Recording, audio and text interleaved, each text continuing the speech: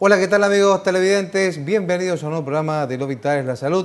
Tarea semanal que realizamos desde LTV junto con nuestros invitados y un gran equipo que está siempre atento y dispuesto para que nosotros podamos llegar a ustedes con conceptos, definiciones, puntos de vista, miradas que tienen que ver con nuestro diario vivir y nuestro diario convivir, porque vivimos en una comunidad. Esa comunidad tiene estructuras, reglas, instrumentos de los cuales vamos armonizando para lograr vivir entre todos, y eso es lo que nos va justamente permitiendo lograr la calidad de vida personal, que obviamente que tiene que ver también con lo colectivo.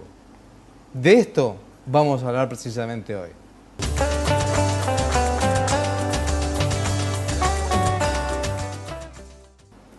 Nuestra vida personal, individual, nuestra vida en comunidad va generando emociones.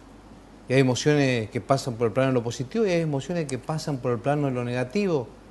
O está en cuestionamiento qué es una cosa y qué es la otra. Pero hay una sensación, hay una emoción, que es la angustia, que hoy por hoy está presente en nuestro sistema de vida y en nuestra vida de comunidades, y queremos prestarle atención a esta emoción, porque esta emoción nos lleva a tomar decisiones de lo más drásticas, a veces con nuestra propia vida o con la vida de los demás también. Para ello, un amigo, un psicólogo invitado para hablar de este tema, y que por supuesto me gustaría que ustedes estén atentos para que ustedes también interactúen hoy haciendo las preguntas, los interrogantes, las consultas, porque de este tema nos ocupamos todos. Todos somos parte de estas emociones.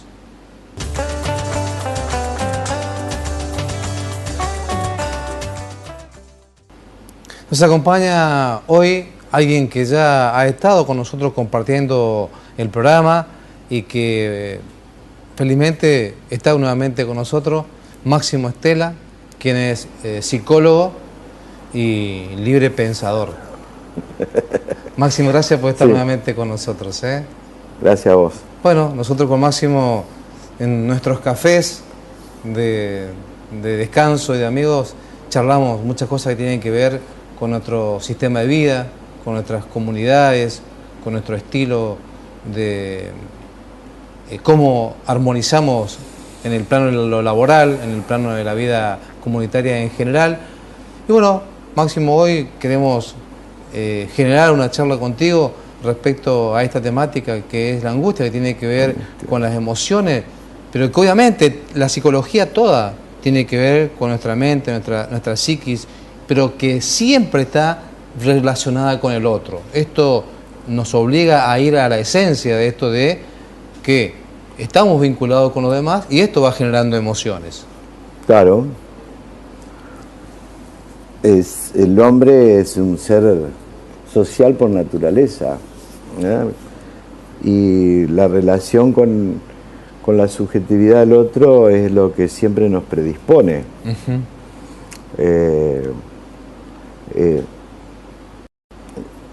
Si por ahí el planteo sobre las emociones positivas, negativas, la angustia que nos genera una cierta sensación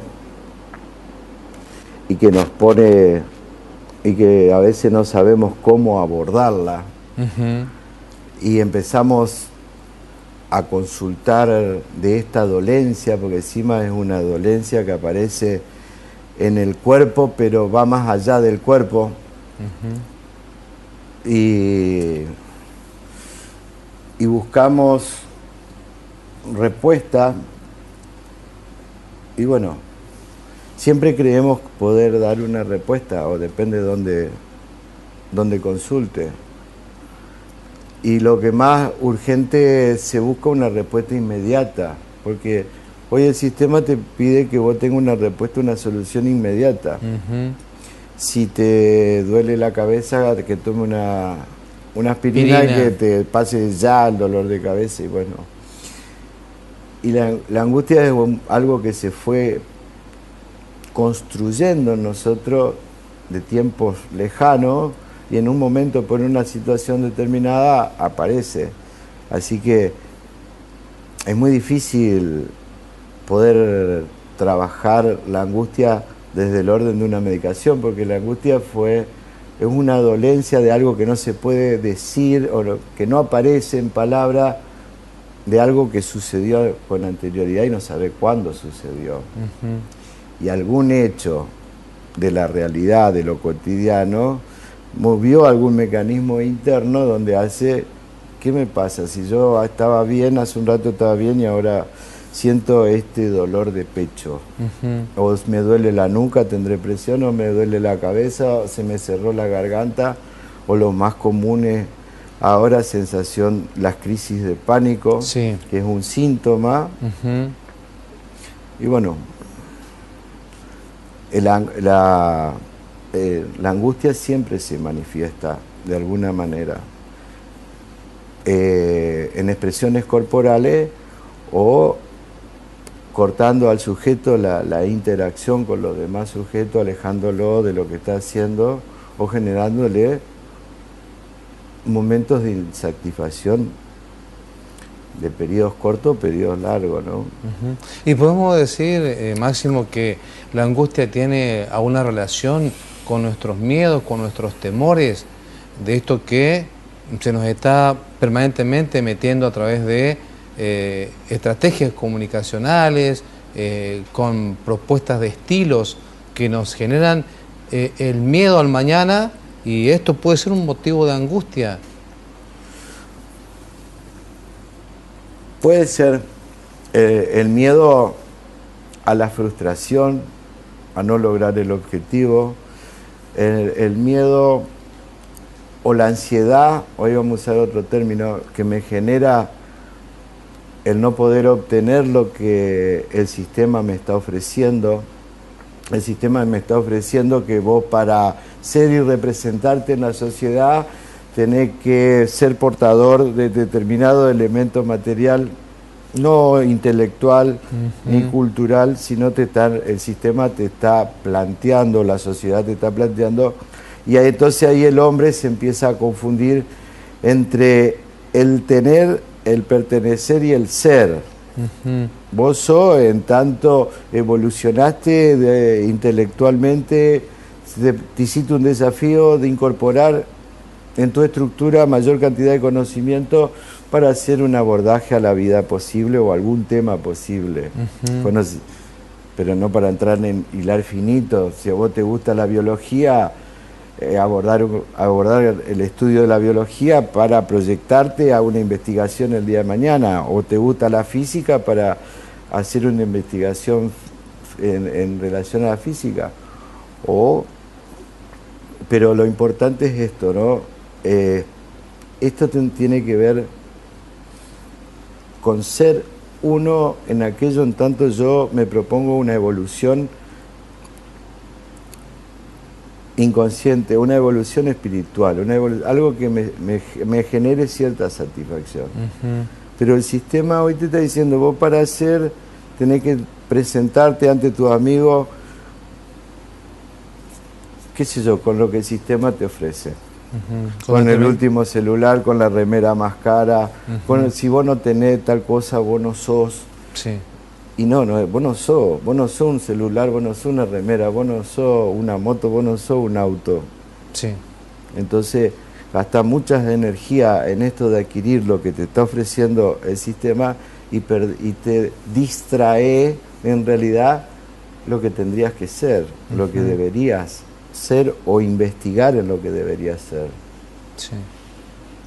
Esta carencia de identidad personal que vos planteás como sistema, porque al sistema lo armamos entre todos, y esta carencia de fortaleza de identidad personal son parte del conflicto que nos llevan a la angustia. Sí. Me parece que hay ejes que se están moviendo. Quizás haya gente que no se anime a decirlo, pero a mí me parecen, porque los percibo, los vivo, los escucho, donde los hijos con sus estrategias, sus berrinches. Un niño pequeño que está en construcción, en formación, lidera la casa, lidera Sí.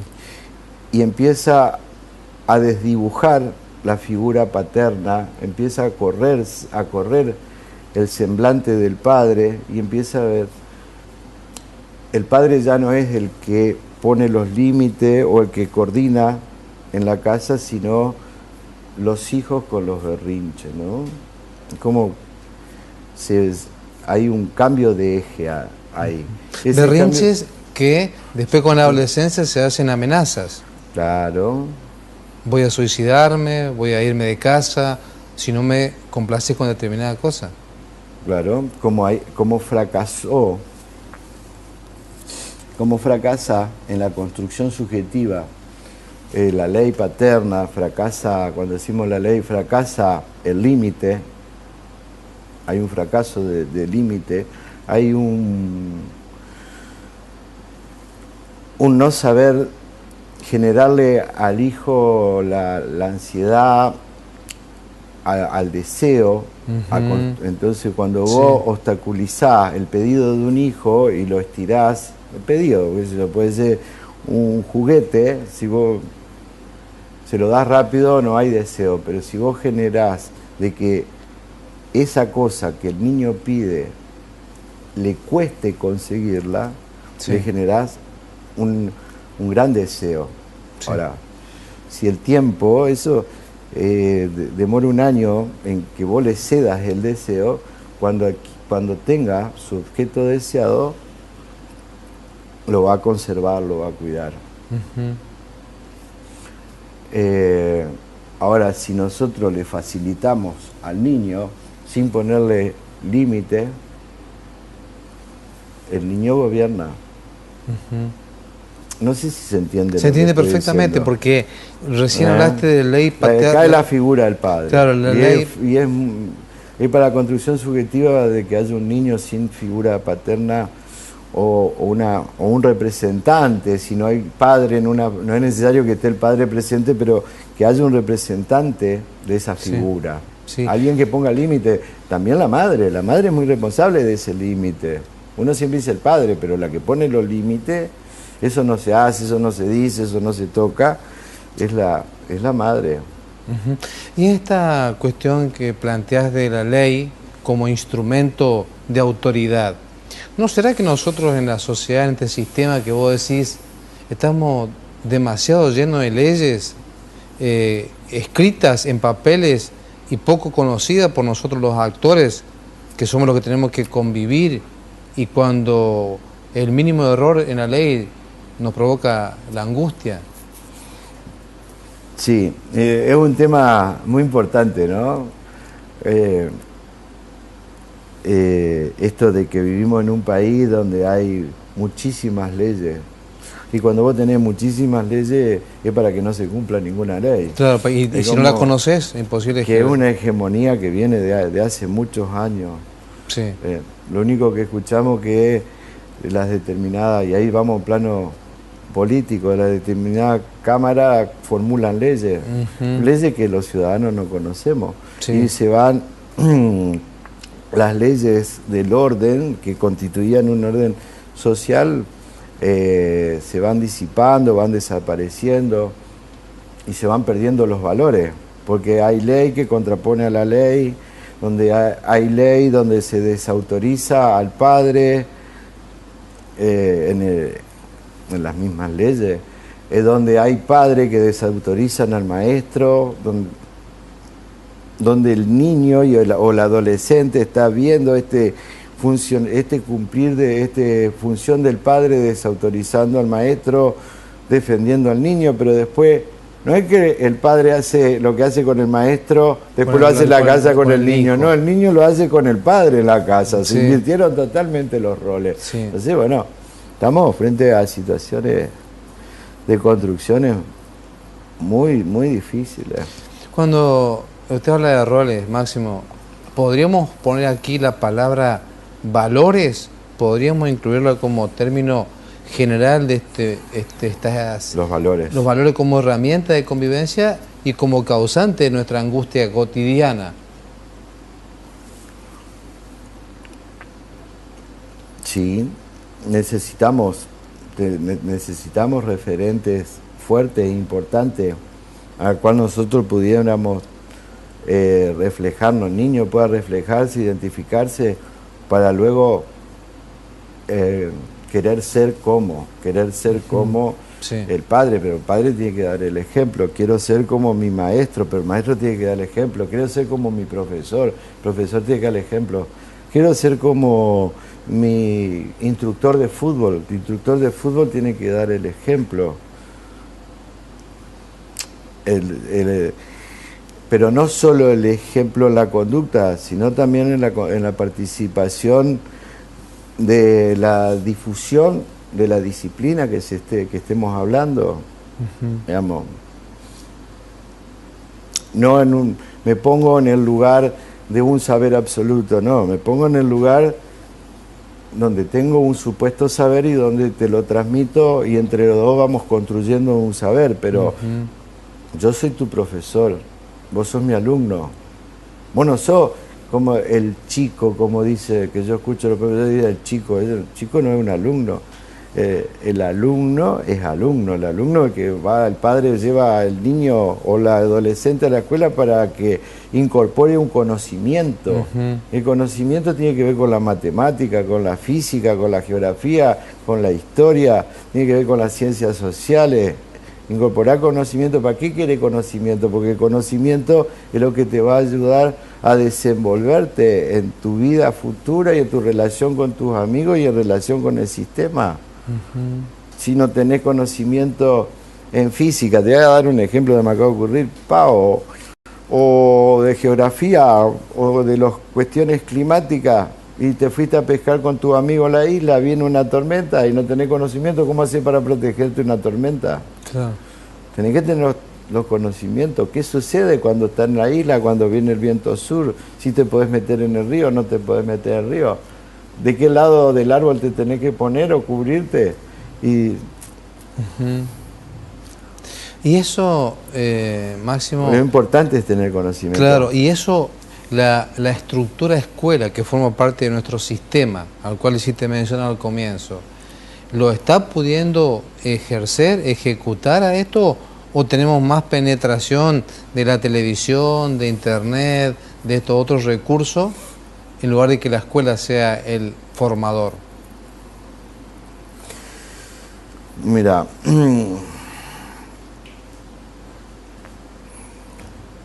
desde hace muchos años esta parte se ha ido, en lo que veo en la educación de nuestros niños, nuestros adolescentes, sobre todo más en la cuestión secundaria. Ahora ya está llegando, por lo que yo veo, no quiere decir que sea verdad,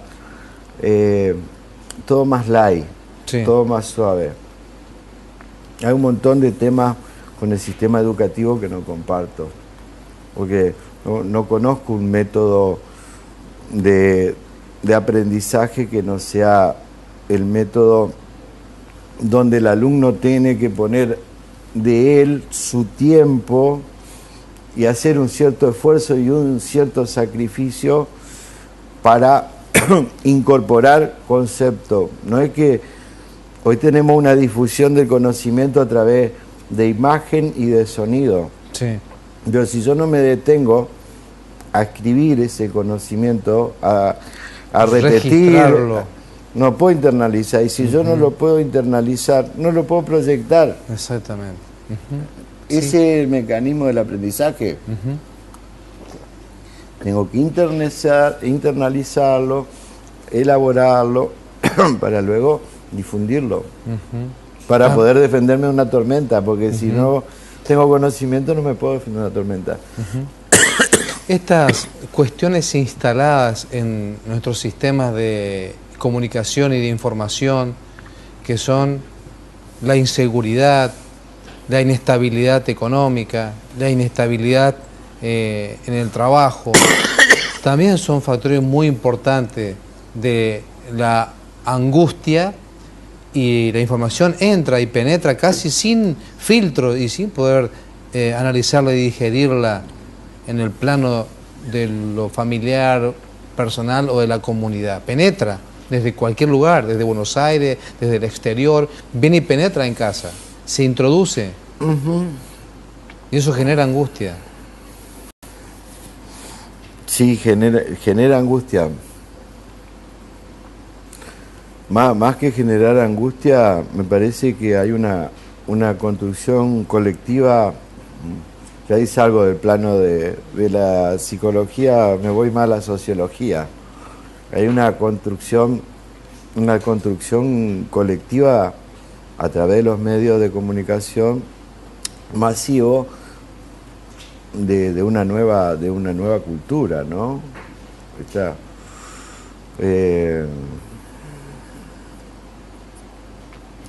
Son más los temas de inseguridad, de violencia, de abuso de alcohol, que temas que vos ves, que temas culturales. Sí. Hay otro tema, lo que viene del norte, lo que viene de Estados Unidos, en materia cinematográfica, siempre te muestran los peores barrios de Estados Unidos. Sí. Como que eso es Estados Unidos. No te muestran una escena de crimen en la Quinta Avenida, no te están mostrando el centro de Nueva York, te están mostrando los barrios donde está instaurada la criminalidad, donde está el afroamericano, donde está el latino. Sí. Están haciendo, y eso es un mensaje. Somos tan tontos los argentinos que pagamos para ver ese mensaje. No solo que nos envían el mensaje, sino que nos cobran. Así es. Así es. Entonces, bueno, ¿y por qué los argentinos entramos en esto de pagar para que nos manden información basura? Porque no tenemos la capacidad de discernir. Lo mismo nos pasa, tenemos yo siempre digo, tenemos una hermosa biblioteca en Google, pero si yo no tengo la capacidad de saber seleccionar la información que quiero, Google es una porquería. Así es. No es la panacea. Sí. Entonces, ahora, ¿cómo logramos el sujeto, cómo logra poder tener esa capacidad de discernimiento? Es a través de un sacrificio que deberíamos hacerlo, que tiene que ver con incorporar conocimiento a través del estudio. Sí. Pero si yo no construyo a los niños, a mis hijos, a los niños de la primaria, una disciplina de estudio, no construyo, no les genero en ellos una disciplina de actividad física, siendo que en los países del primer mundo saben lo importante que es la actividad física todos los días, y no un relleno, porque genera el ejercicio de impacto. Mirá lo que te voy a decir, porque esto es bastante nuevo. El ejercicio de impacto fortalece los huesos, genera mayor masa muscular, da mayor potencia, y eso se da desde niño hasta los 18 años mientras está en crecimiento. Entonces, pero eso no te pasa en un documental ni una película, lo que te estoy diciendo. Así te están pasando documentales del Brown, aquello que usó el sistema para criminalizar a los pobres. Así es. Y después eso lo tenemos reflejado en la Argentina, criminalizamos a los pobres con sustancia, y por ahí, bueno, no sé si respondo, sí, pero sí, por porque poneme límite, porque por ahí no, me voy. porque el tema es que terminamos copiando modelos culturales y que no son nuestros. No son nuestros, pero que además terminan generándonos esta angustia. Mucha angustia. De que, por la cual después no podemos resolverla en el plano personal, afectándonos en el plano físico, pero también en el vínculo con el otro. Porque nuestra angustia no es que queda solamente en mí, me genera en la relación con los otros. Ese otro puede ser mi familia, mi ámbito laboral o mi calle, mi vereda, donde voy caminando. Al no tener un orden, porque el tema es muy rico, ¿no? Porque si lo abordamos desde la lengua, el castellano te permite una gran diversidad porque es muy amplio. A cambio hay otro idioma como el inglés que es muy acotado y no te permite nada y es muy pobre. Pero bueno, ese es otro tema. Hay una construcción discursiva a nivel familia, a nivel escuela, a nivel ciudad, a nivel barrio, que bastante no tiene mucho sentido. Es lo que pienso, ¿no? Me hago cargo.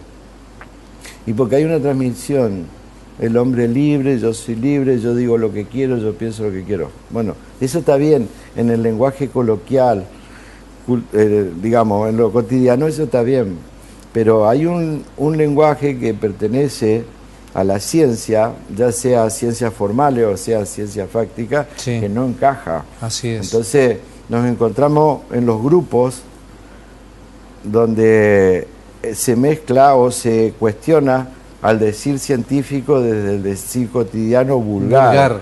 ¿Entendés? Bueno, los libros dicen lenguaje vulgar, dicen los libros esos de metodología de la investigación. No porque y entonces hay algo que acá no está funcionando, no podemos diferenciar como sujeto o darle el lugar o la autoridad que tiene aquel que dedicó tiempo a estudiar y a poder explicar sistemáticamente un tema, desarrollar un tema, y que lo cruzamos, ¿no? Lo cruzamos con lo que me vino. Sí. Y ahora con esto que te acabo de decir, volvemos al orden del niño en la casa cuando con sus berrinches conseguía lo que quería y los padres le daban para que se calle la boca. Y lo dejaban tranquilo, mirando sus películas norteamericanas. Exactamente. Y esto lo quiero llevar al plano del ámbito del adolescente, donde también es más complejo. Más complejo, pero es donde se dan las amenazas de los adolescentes a los adultos, a los papás o a los que cumplen el rol de padres o madres, donde hay una amenaza hasta de vida. O sea, amenazan con la muerte para lograr cosas o doblegar esa autoridad familiar. Sí, hace muchos años atrás atendía muchos casos de eso, padres preocupados que los hijos amenazaban, si no le daban autorización para esto. Y los padres se asustaban, ¿no? No saber qué hacer. Pero vos podés tener una muy buena familia, ser un muy buen papá, tener una excelente mujer, tu mujer puede respetarte, que eso es muy importante, la mujer respeta al padre. Y que ese respeto los hijos lo perciban. Sí, sí. Y que le dé la mujer el lugar al hombre y el hombre le dé el lugar a la mujer y a la madre. Vos podés, hasta los 13, 14 años, ahí aparece la adolescencia, ¿no? Sí. El niño, la familia, 13, 14 años. Y después, yo siempre le digo a los padres que ese momento es más difícil, 14, 15, empieza a salir, y hay todo un sistema organizado para contaminar al adolescente. Parece una pavada, pero lo existe. Hay todo un sistema fuera de tu casa, y tu hijo adolescente que buen hijo, que educado, que obediente, que es responsable en la escuela, que a su vez realiza una actividad deportiva. Yo doy clase de psicología al deporte y este es un tema que surge todos los años. Y el hijo adolescente, cuando empieza a salir, empieza a tener relación con lo que ofrece el sistema, que es el alcohol, el cigarrillo, las drogas, ya sean legales, ilegales, y el niño se empieza a retirar, pero se retira del estudio, se retira del campo de fútbol, de la disciplina que haya elegido, sea fútbol, atletismo, vóley, básquet, se empieza a alejar de los padres y el sistema lo empieza a absorber. Sí. Es decir, yo fracasé como padre. Es que es muy difícil porque hay todo, este montón de leyes genera todo un planteo y una invitación al adolescente a un desafío y que tiene que poner en ese juego, en ese desafío, en riesgo su cuerpo, su vida. Sí. Es muy jodido. Este es un análisis lo leí el año pasado de unos psicoanalistas, un trabajo que hicieron, ¿no? ¿Por qué? Porque la pregunta, ¿por qué saben los adolescentes que la jarra loca te mata porque tomas la jarra loca? Entonces, bueno, encontraron de que hay una información que tenés que, si sos valiente, desafiar la muerte. Es muy jodido lo que estoy diciendo. Sí. Si sos valiente, entonces ¿cómo desafiar la muerte? Y tomando cosas que te hacen mal al organismo, conduciendo en altas velocidades, cruzando los semáforos en rojo. A veces viví para contarlo y a veces fracasar. Sí. Pero es lo que te ofrece. Y vos podés haber sido un padre ejemplar. Y aquí en este caso, cuando Máximo hablas de el sistema, el rol de los padres, además de estar en la familia, también somos los actores directos del sistema. ¿No nos falta compromiso ahí en el sistema? Porque si no terminamos... Todos somos responsables. Todos los que habitamos el suelo argentino somos responsables de lo que sucede en Argentina. Los que habitamos en nuestra provincia de Santa Fe somos responsables de lo que sucede en Santa Fe. Todos somos responsables. Bueno, ese ya entraría en otro... Nos falta compromiso, o quizás quisimos tener compromiso, no nos dieron el espacio. Por lo general, el que está mejor preparado, el que tiene buenos principios, buena voluntad de desarrollo, de cambio para mejorar su pueblo, su barrio, su club, a ese hoy el sistema no le da lugar. Sí. Entonces hay un juego de intereses a través de distintos factores que, bueno, por ahí, quien estás Mallorca, quien esté más capacitado se retira, no integra, porque no quiere entrar en ese juego de poder que termina contaminado. Sí. Los buenos hombres no están en las agrupaciones políticas. Los buenos hombres lo tienen que ir a buscar. Así es. Ese es el problema de nuestro sistema, me parece a mí. Y cuando planteamos esta cuestión de tantas leyes en un sistema que nos resulta difícil sentirnos parte de él y que a la vez desconocemos las leyes, cuando aparece el adolescente, aparece desafiando la ley, pero con un sentido casi anárquico, o sea, como diciendo, yo no tengo leyes. Y no es que por ahí nos lleva a todos a ese plano. Sí, creo que sí. Que exagerada cantidad de leyes y muchas de las leyes actuales, mucho lugar a la decisión a los adolescentes.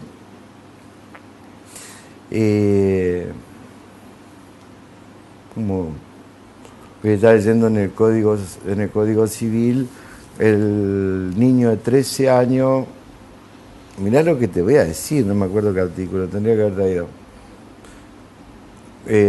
Con consentimiento del padre puede decidir o no frente a una enfermedad ser intervenido.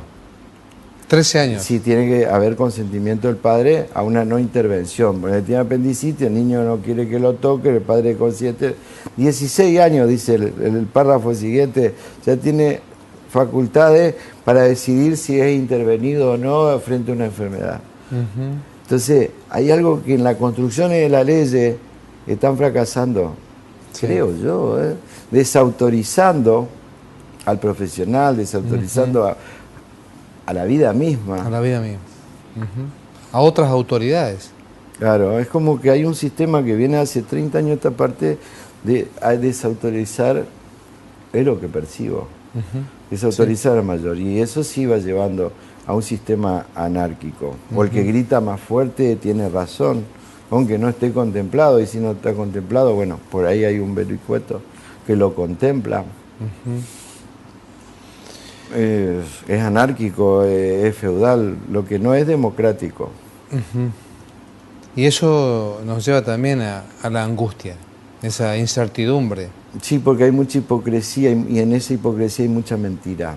Y lo que genera mucho dolor y genera mucha angustia esto que percibís, la mentira la percibís pero no te podés dar cuenta hasta que te des hasta cuenta. que te llega. Hasta que te llega. Y eso genera mucho malestar, pero un malestar cultural. Sí. Estamos con Máximo Estela, que es psicólogo, y estamos hablando hoy de la angustia, que por supuesto tiene muchas causas, muchas aristas, y que obviamente nosotros estamos dando una mirada, un punto de vista. Y usted en su casa puede hacernos la pregunta, los interrogantes, para que aquí podamos ir abordando entre todos, sabiendo que este es un tema que nos corresponde a la comunidad, a ese espacio del cual construimos con nuestra presencia, con nuestras decisiones, con nuestras elecciones y con nuestros roles también. Después de la pausa le vamos a preguntar al doctor al psicólogo, cómo vamos resolviendo el tema de las angustias en lo personal y cómo vamos trabajando en lo colectivo para que esta convivencia vaya generándonos más calma y tranquilidad a los efectos de vivir bien. Después de la pausa. Doctor Vital Braida, médico de familia, médico generalista, medicina integral, tratamiento inmunomodulador, abordaje holístico, trabajo interdisciplinario. Atiende en Centro de Alergia y Especialidades Médicas, 9 de julio 1465, teléfono 428-061, Reconquista. Estamos con Máximo Estela, es psicólogo, por supuesto, hablando hoy de una temática importantísima que nos involucra a todos, que es la angustia, que en algún momento la pasamos, la padecemos y que en muchísimas de las circunstancias las resolvemos, pero a veces nos quedamos atrapados en ella, llevándonos a veces a tomar decisiones no deseables para una comunidad o para una sociedad. Por ahí desde lo personal puede llegar a tener sus fundamentos y su argumento. Máximo, esta angustia, hablábamos recién de la cantidad de leyes que tenemos para vivir y que al desconocerla casi que vivimos en anarquía por no saber de ellas, pero que a la vez al momento de la ejecución tenemos tantas leyes que hasta el mismo sistema lo torna anárquico. Pero no obstante, en nuestro sistema de vida se genera el conflicto con la ley a partir de acciones que la ley las castiga y las censura y que genera angustia al adolescente que la cometió y al padre que tiene que salir a respaldar. Por ejemplo, un accidente de tránsito menor, un alcoholizado, un drogadicto. La ley y el orden. Me hiciste acordar de la ley y el orden, ¿no? Como que la ley se construye para que haya un orden social. Y bueno, teóricamente deberíamos respetar las leyes. Yo ya hablaba de la construcción subjetiva en esto de la figura paterna como constructor de una ley imaginaria. Sí. Antes funcionaba así. Supongo que debería seguir funcionando porque el ordenador moral no es más que una ley imaginaria. Sí, sí, sí. Se han ido los símbolos que hacían al ser nacional, la bandera, la carapela, el himno, no tiene mucho valor. Claro. La imagen paterna no tiene mucho valor. De última, si es fulano de tal, lo perdonamos porque es fulano de tal. Entonces todos quieren ser fulano de tal para poder tirar cascote en público, agredir a un periodista. Si total es fulano de tal. Todos quieren ser fulano de tal. Bueno, ser un jugador de fútbol famoso, eso es algo excepcional. No quiere decir que todo aquel que patea una pelota va a terminar siendo un jugador de fútbol famoso. Y no por ser jugador de fútbol famoso va a tener el derecho, que esto pasa en Argentina, de pasar los semáforos rojos, pegarle a un periodista, romperle la cámara. Claro, claro. Entonces vamos generando, desautorizando. Entonces, por ahí la ley y el orden aparece de nuevo. No es más que una fantasía de una novela norteamericana que te la proyectan por la televisión. Y de última no hay ley, no hay orden. Ujú. O hay una ley, hay un orden para un determinado sector de la población y para otro sector no hay, No hay. ley ni orden.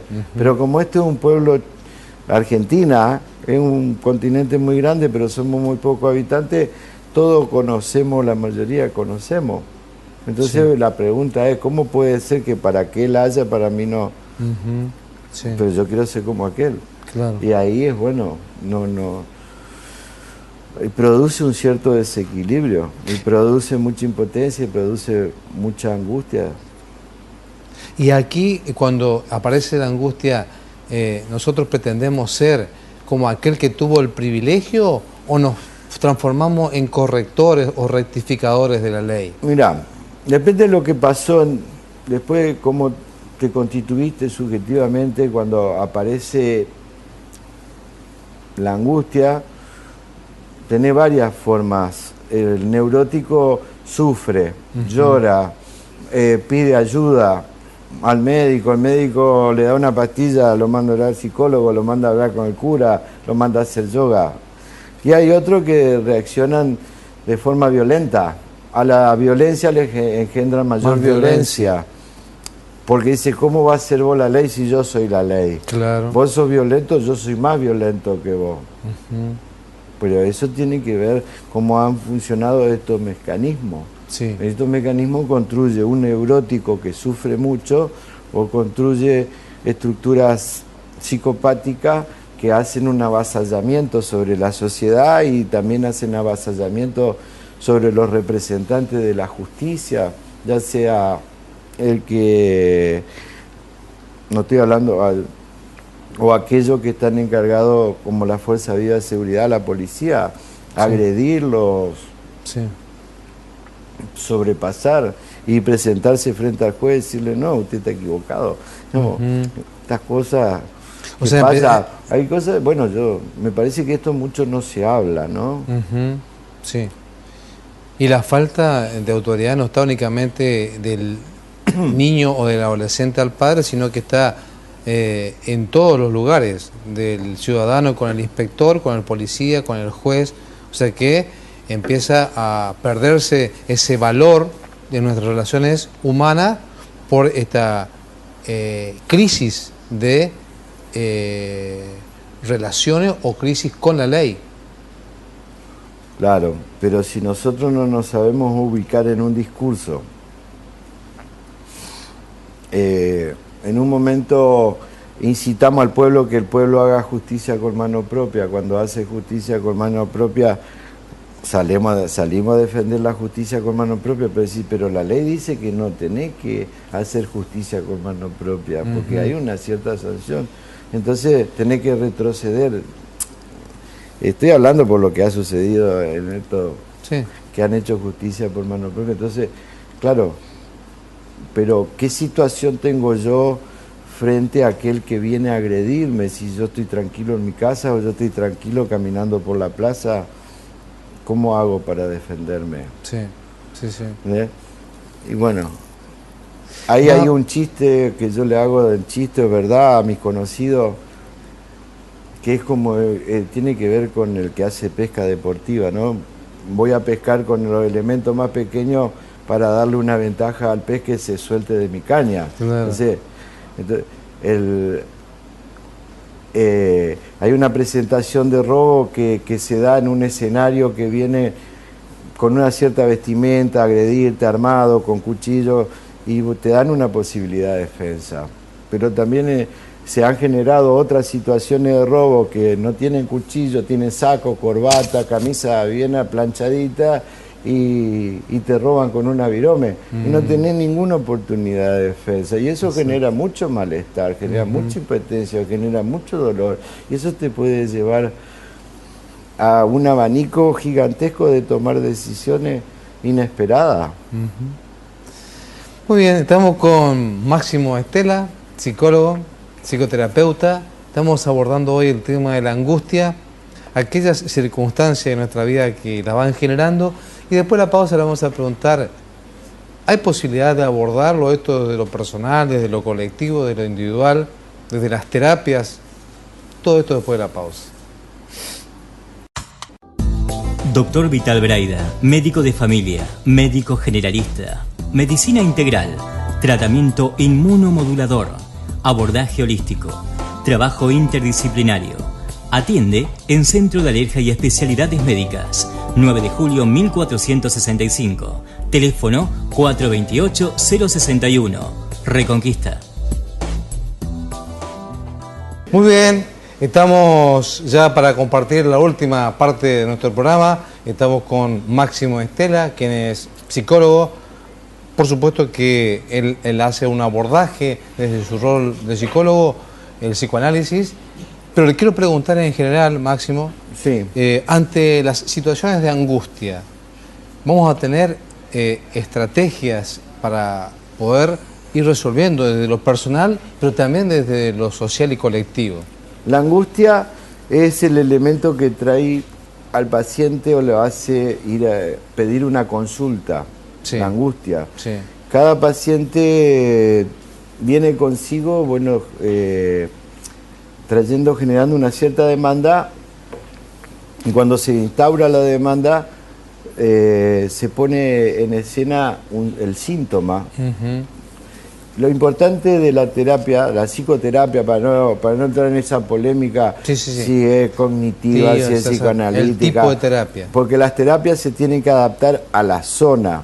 Uh-huh. Entonces vos vivís Sí. de acuerdo a las costumbres, la historia del lugar, vos vas adaptando tu terapia. No Sí. es ni puramente psicoanalítica ni es puramente cognitiva. Tenés que ir buscando la salida. En una terapia, para un síntoma fóbico, no va a usar terapia psicoanalítica porque tenés un fracaso al inicio del abordaje, porque el psicoanálisis no puede abordar la fobia.